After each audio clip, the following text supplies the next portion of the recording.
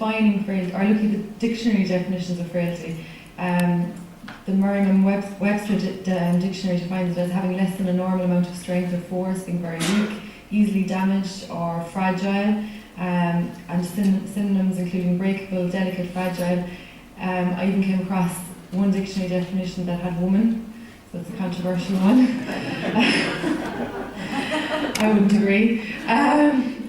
So I suppose frailty is difficult to define because it's multifaceted, and it's not always associated with a disease or a chronic illness, even when I suppose from that video, something that we can take as well is that there was no mention of any conditions or any problems. It was all just kind of what do you mean by frail and getting old. So frailty may be reversed when it is independent of disease and disability. Rockwood will define it as a state of vulnerability defined by many factors, and it doesn't always achieve disease status. So some people, usually very elderly, are frail without a specific life-threatening illness.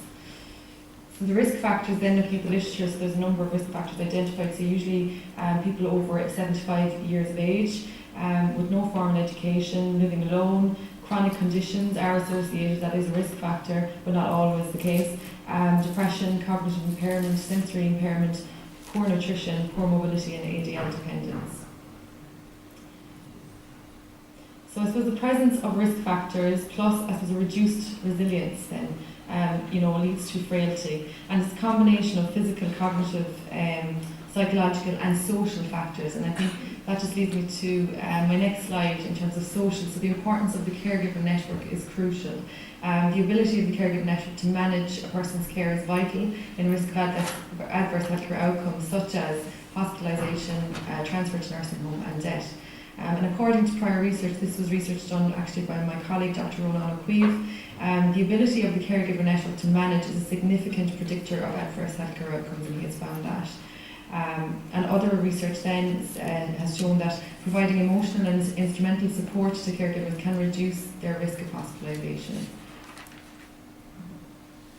So I suppose what we're trying to say, the implications of frailty on the healthcare systems then. So we have an ageing demographic, which we've spoken about a lot today. In Europe, the proportion of people aged over 65, 65 being deemed as older adults, will grow to over 23% by 2030.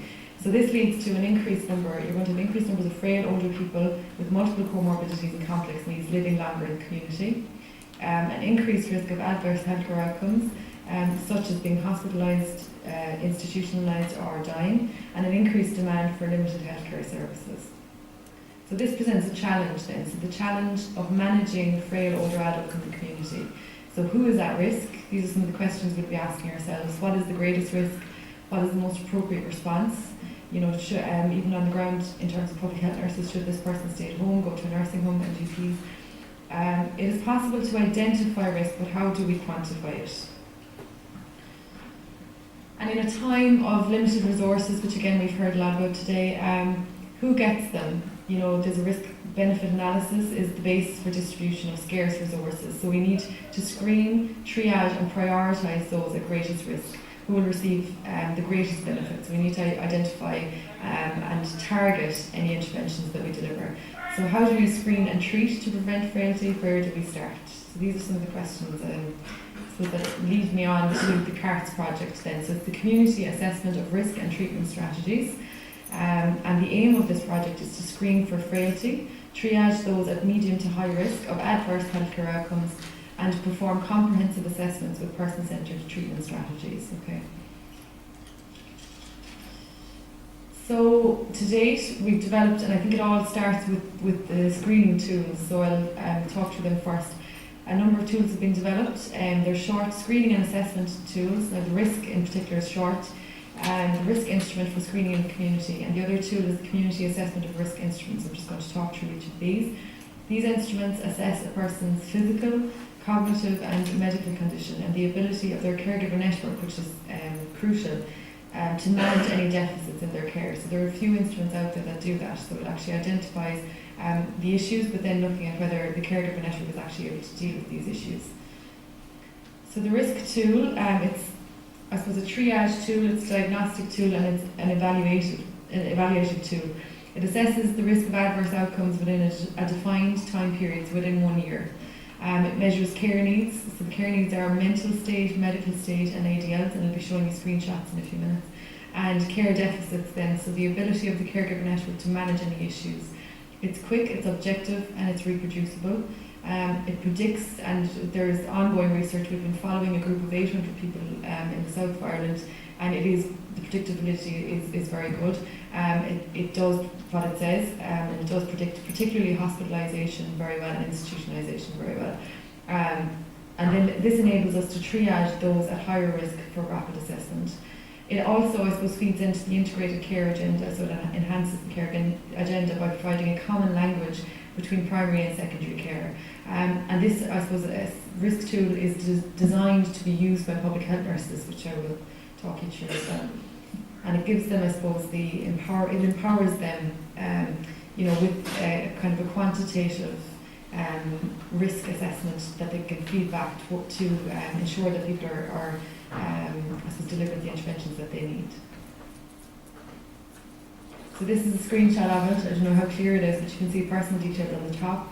On the left-hand side, you have mental state, ADLs, and medical state, and you score across. So the first step one, you can see there is concern. So if you have a concern in terms of their medical state, yes or no. Step two is the severity of that concern, so whether that be mild, moderate, or severe. And then is the caregiver network able to manage this? So can they manage it? Is there, care is strained? There are some gaps they can't manage, or there is no caregiver support at all. And you do this for each domain, so mental state, ADLs, medical state. And then at the bottom you can see there's a global risk score. So kind of based on that, you feed into whether overall what you would deem the person's risk of institutionalisation, hospitalisation, and death. And I suppose again, would you provide training for the public health nurses in how to use this tool? And we are at the moment, we conducted a study looking at the inter-rated reliability, and it has shown that I suppose after training, the scoring correlates much better with the expert scores.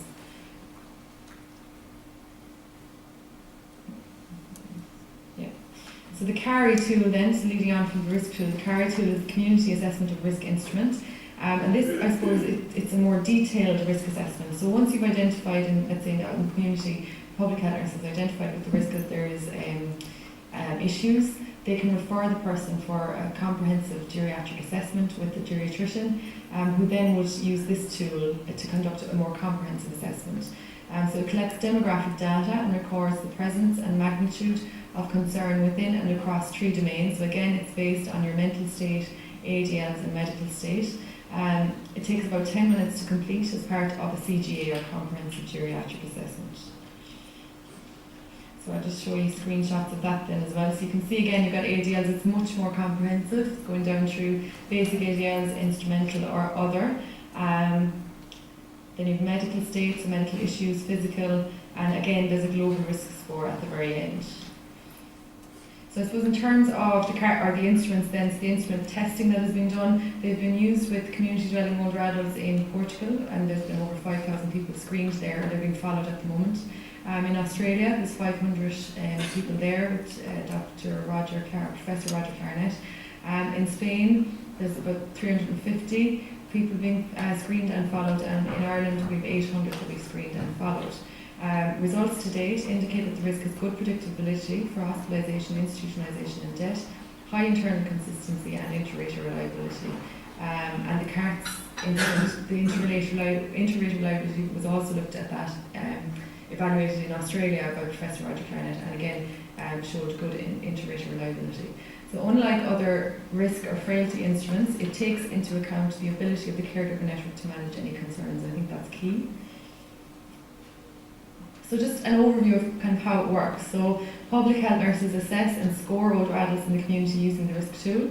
Those at medium to high risk are referred for further assessment using the CARI, so the Community Assessment of Risk Instrument. And then there's tailored treatment strategies prescribed and delivered by the primary care team. And why we chose public health nurses, I suppose this is a shot from 1904 and what public health nurses looked like back then. Very different to today. So a lay person's view of the world of the PHN, this is in 2013. So they're independent professionals, they're like general practitioners, they provide personal contact in the home and community, They conduct numerous assessments using standardised tools such as the MMSE, the Vital score. Records can be disjointed with little unified assessment or conclusion, okay? And few standardised referral pathways are available. So this is one way, I suppose, of linking, making that link. So the training programme then, it's a 90-minute programme, adapted and delivered internationally already. So it's been delivered in Spain, Portugal and Australia and in Ireland.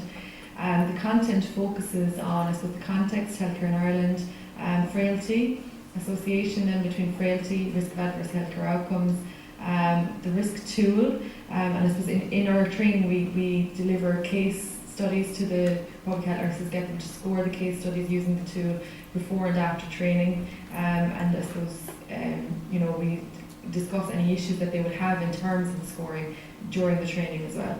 So it has been validated in a group of Irish PHNs, nurses significantly better at using the risk after training, and there is plans to further develop this to an online programme. So in terms of the potential benefits of the CARTS project, number one, it can enable early intervention to minimise, delay or prevent frailty. It's a proactive, integrated, community-based approach. It allows prioritisation of limited resources and enhanced decision-making processes in the community, and ultimately, hopefully leading to reduced incidence of adverse healthcare outcomes with associated cost savings and improved quality of life. So far in Cork and Kerry HSE region, we have 803 people screened and being followed, and there are plans in place at the moment to extend this screening across all of Cork and Kerry. We have applied for Health Research Board funding for that, and also we've been in contact with the HSE region. I can't remember off the top of my head, but there is a director of nursing that has been in contact with us to implement this in a Dublin region as well. Internationally, we have in Australia 500 community dwelling older adults screened and followed, and Spain and Portugal as well also. In terms of funding then, so at a European level, we applied for Horizon 2020 in 2014, and we were successful at stage 1 but unsuccessful at stage 2. So there are plans at the moment now to resubmit for 2016-2017. The consortium that we had developed is still in place, and everyone is eager to resubmit. But this year, for the April one-stage calls for the PHC 21, which is personalising healthcare, and PHC 25, we submitted 5 different proposals in which the risk was integrated in. So there's 5 different ones gone in. We're not coordinating any of them, we were working as partners on those calls. In terms of other national and international funding then, the Health Research Board, as I said, we have put in for the definitive intervention call that went in January, and we're hoping to hear about that mid to late June. Funded already nationally in Spain, Portugal and Australia, and the HSE implementation, we have received 300,000 funding from 2015 to 2017 to implement that as well. And that's at the recruitment stage at the moment. And I heard someone talking about recruitment issues earlier. Publications to date, then these are just a few, and there are more that we're currently working on. In terms of conferences, then we presented at the International Association of Gerontology and Geriatrics European Region Congress. That was just in April, a few weeks ago in Dublin. Today, the ICT for Aging Conference, Professor Malloy is actually at that today, or this week, himself speaking. And the GSA conference in Orlando, we've put in a symposium consisting of all our partners across Spain, Portugal, Australia, so we're hoping to present there as well on this research. So I'll just move on to the geriatric database, and I'll leave questions till after, if that's okay. So I'm not coordinating this project. My colleague Ronan O'Sullivan is coordinating this, and he kindly helped me to put together the slides for this part. If you have any queries afterwards, I will try and help, but if not, I'll link you with Ronan. Okay. So I suppose it's the geriatric database project, and it's been called National Assessment of Memory in the Elderly, so NAME. It's a computerised clinical assessment of patients presenting with cognitive impairment. It has 2 primary functions, so to provide each patient with a bespoke 1-page consultation note that outlines the diagnosis they received during their assessment, as well as any treatment recommended to them by the clinic, or clinician, sorry. And number 2, the function is to create a database which will allow organisations to see in real time the demographic breakdown of service use and demand, specific level and type of treatment received by patients, types of medication supplements being prescribed, early indicator factorial trends for hospitalisation and institutionalisation. So the risk tool, we're planning to integrate the risk tool into this database as one of the tools, or one of the assessments. Areas of success in terms of preventing hospitalisation and institutionalisation, performance of clinical care providers, these are all the functions as well. So example, PHNs, GPs, geriatricians. It will allow percentage of patients at most risk of hospitalisation, so identification of those patients, and areas which are failing to reasonably prevent hospitalisation or institutionalisation. So potential benefits of NAME. Number 1, better patient caregiver experience of care by maximising patient education, autonomy and input. Access to real-time clinical information, so including assessments, prescriptions, appointments, it's all on the one database for all parties involved, so across the board, caregivers, family doctor, physiotherapist, occupational therapist, PHN. An easy-to-use communication and information bridge between community and acute care providers, enhanced decision-making by both community care and acute care providers that considers individual patients' needs, goals and values, ensuring a holistic approach to treatment with equal involvement of all stakeholders. So this, I can talk for the day about what it is, but this will really show you what I mean. So screenshots from what it looks like. So you can see it across the top, it's the different domains, so patient, demographic, assessment, consultation and caseload. And the name is up on the top with the SMS, the different scores and assessments that are used. So you have the patient information that's inputted. And this here is the MMSE that was scored, and you can see that it's electronically inputted, and there are guides on the right hand side. Now this is, I'll talk a little later about what stage this is at, but this is some screenshots that Roland provided me with. So this then produces, once all the assessments are fed into the system, it produces a consultation document. So I'll just go on to the next slide. So you can see there, so attending physician, clinician, family physician, so all the information in terms of the clinicians and the institution, and then you have the name, date of birth, address, service then I saw, so it kind of generates that automatically rather than the clinicians having to write that up. I saw John Doe at the outpatient clinic in St. Finbarr's Hospital. He's a 73-year-old man, came to the clinic alone. His expectations were to alleviate some concerns about his memory. Presenting complaints then, and it goes through all of those. We have referrals, so we've ordered no physical exam and no agency referrals. We'd like John to return here for a memory check on, and the beauty about this as well is that it provides kind of a document that the person themselves takes with them. So it's almost like, in the maternity services where a woman that is expecting brings their chart with them. So this is what it generates as well. They have their own chart that they can take home. So it kind of integrates, I suppose, across each of the levels of care. So then John is currently physically healthy, we're satisfied, but would like to make minor adjustments, and it goes through all the medications, and the next appointment is highlighted there then as well. So in terms of the current status of this project, in January 2015 there was a project manager appointed that's running to the Centre for Gerontology. In February, graphic design was completed. In March, specification algorithms were completed.